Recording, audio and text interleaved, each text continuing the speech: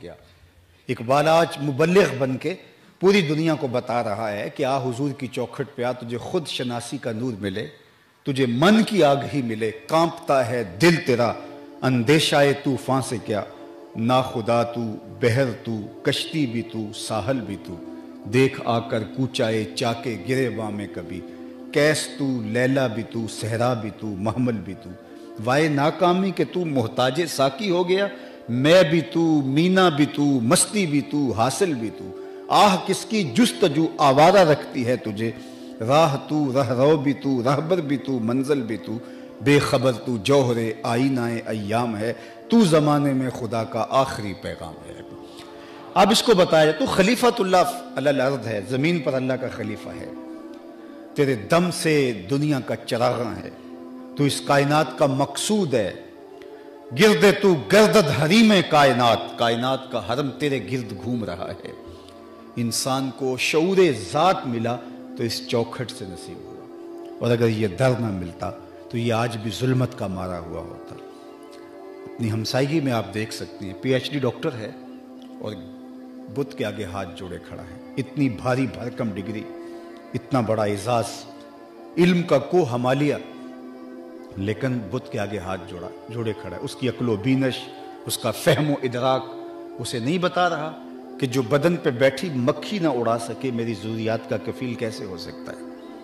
لیکن ہاتھ جوڑے کھڑا ہے۔ M B B S doctor ہے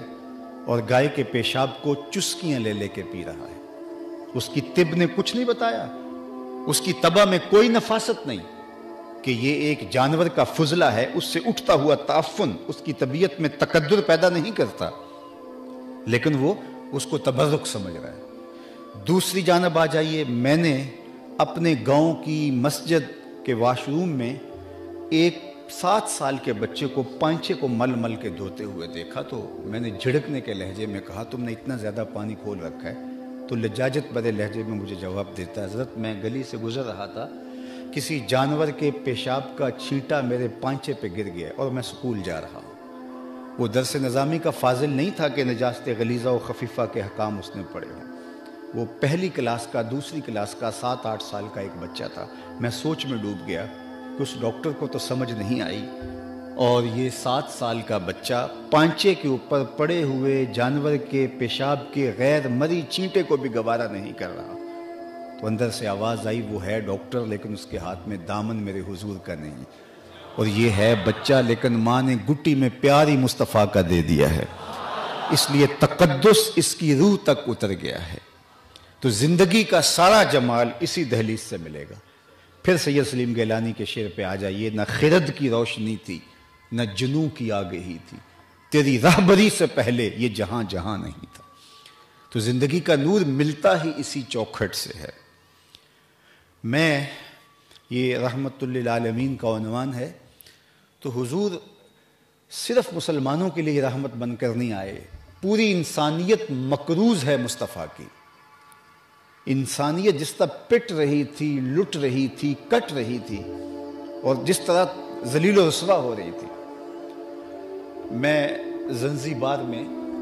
اس جزیرے میں گیا جہاں پورے افریقہ سے غلام باندھ کر کے لائے جاتے اور زنجیروں میں جکڑ دیے جاتے، اور پھر کشتیاں بھر بھر کے اور جہاز بھر بھر کے پوری دنیا میں سپلائی کیے جاتے۔ تو دل دہل جاتا ہے وہ مناظر دیکھ کر کے، وہاں غلام نہیں ہیں، بس وہ جگہیں دیکھ کر کے طبیعت میں ایک عجیب بے چینی اور ایک عجیب کیفیت پیدا ہوتی ہے۔ اب بتاؤ ذرا، تصور میں لاؤ وہ منظر کیسا ہوگا جب غلاموں کو منڈیوں میں کھڑا کر کے ان کی بولیاں دی جا رہی ہوتی تھی۔ کتنا دردناک منظر کہ اچھا کبھی ایسا ہوتا، تاریخ بتاتی کہ 2 سکے بھائی بردے بن کے، غلام بن کے بکنے کے لیے آتے، اور لوگ ان کو خریدنے کے لیے بولیاں دے رہے ہوتے ہیں۔ منڈی مویشیوں میں اگر آپ کبھی نہیں گئے تو عید قرباں کے موقع پر جو عارضی منڈیاں لگتی ہیں، تو وہاں تو آپ نے منظر دیکھا ہوگا، جانور کی کمر ٹٹول کر کے اس کے وزن کا اندازہ کیا جاتا ہے، اور اس کا منہ کھول کر کے اس کے دانت گن کر کے سمجھا جاتا ہے کہ اس کی عمر کتنی ہے۔ یہی انسانوں کے ساتھ ہوتا ہے،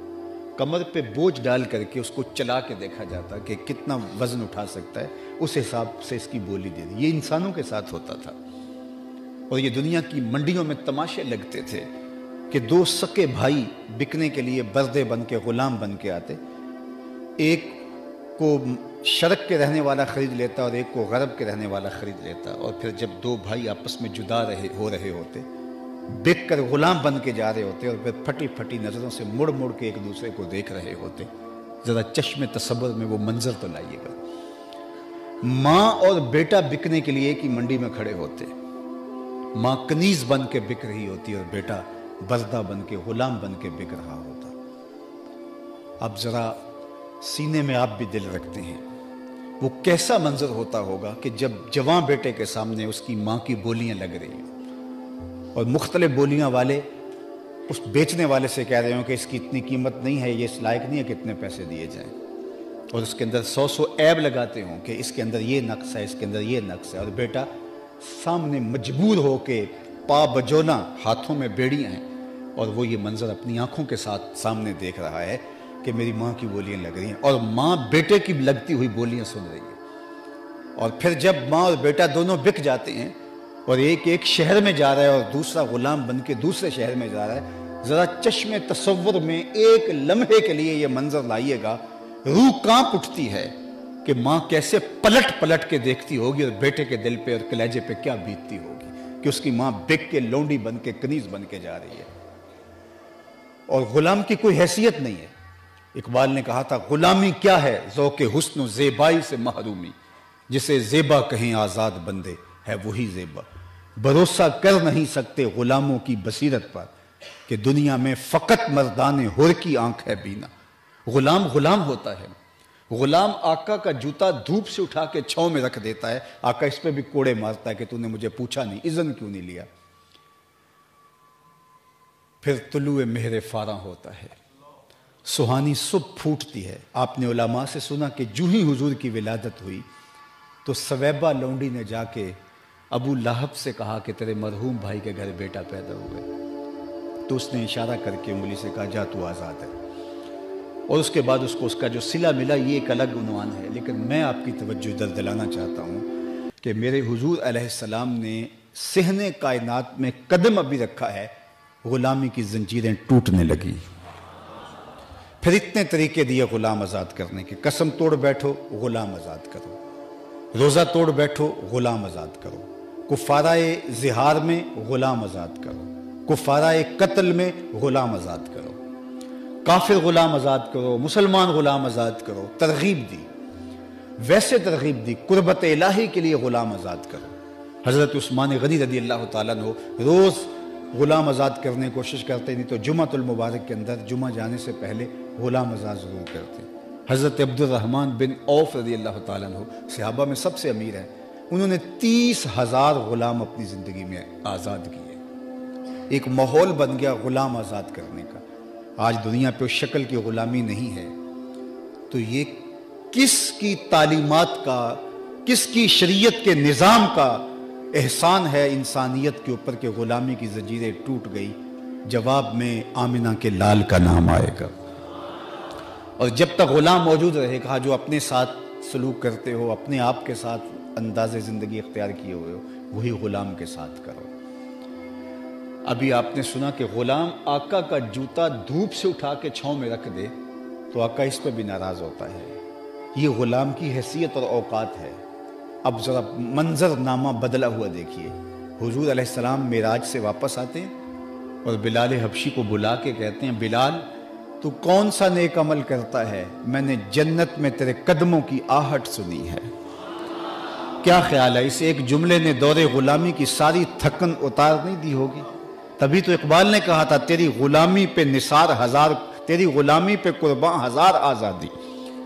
کہ ایسی غلامی، اللہ اکبر، وہ غلام جس کو کوئی حیثیت نہیں، اور آج صدیاں گزرنے کے بعد آپ دنیا کے جس کونے میں چلے جائیں، بلال حبشی کے نام کی مسجد آپ کو ضرور ملے گی، مسجد بلال ضرور ملے گی۔ بلکہ اقبال نے تو کہا کہ اقبال یہ کس کے عشق کا فیض عام ہے، رومی فنا ہوا حبشی کو دوام ہے۔ سلطنت روم اس دور کی سپر طاقت، آج رومی شہنشاہ کا کوئی نام نہیں جانتا، کیسے روم کا اس زمانے میں نام کیا تھا، جو اس دور کی سپر طاقت کا جو ہے وہ ہیڈ تھا، اس کا نام کیا ہے؟ دنیا نام نہیں جانتی، لیکن کسی بچے سے بھی پوچھ لے میرے حضور کے مؤذن کا نام کیا تھا، تو وہ کھڑا ہو کر بلال حبشی کا نام لے گا۔ تو وہ غلامی کو عزت عطا کر دی اور غلام کو اٹھا کے اوج ثریا کی بلندیوں تک پہنچا دیا۔ تو انسانیت مقروض ہے حضور کی، ساری زندگی وہ شکر ادا کرتی رہے، پھر بھی حق کے شکر ادا نہ ہو پائے۔ بیٹیاں زندہ درگور کر دی جاتی تھی، یہ صرف تاریخ کا حوالہ ہی نہیں، قرآن نے اس منظر کو بیان کیا کہ جب کسی کو یہ کہا جاتا کہ تیرے ہاں بیٹی پیدا